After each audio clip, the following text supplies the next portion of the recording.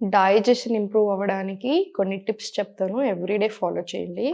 సీసీఎఫ్టీ జీలకర్ర, ధనియాలు, సోంపు ఈక్వల్ క్వాంటిటీస్ తీసుకొని 500 ఎంఎల్ వాటర్‌లో 1 స్పూన్, 1 స్పూన్ తీసుకొని మరిగి 250 ఎంఎల్ అవ్వాలి. సో, 15 నిమిషాలు మరిగించి తీసుకోండి.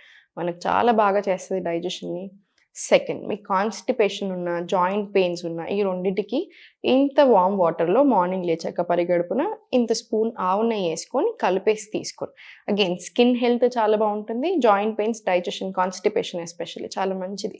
అసిడిటీ లాంటి ఇష్యూస్ ఉంటే ఏంటంటే, తిన్న వెంటనే ఒక లవంగం, 2 లవంగాలు చూచేయండి. లేదా లవంగాలు టీ అయినా తీసుకోవచ్చు మీరు.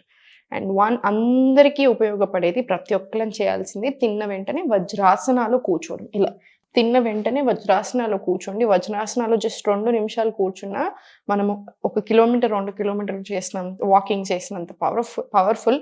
సో, తప్పకుండా వజ్రాసనాలో ఒక 2 నిమిషాలు కూర్చొని, ఆ తర్వాత ఒక 5-10 మినిట్స్ స్లో వాకింగ్ తీసుకోండి. బ్లోటింగ్ కూడా అవ్వకుండా ఉంటుంది.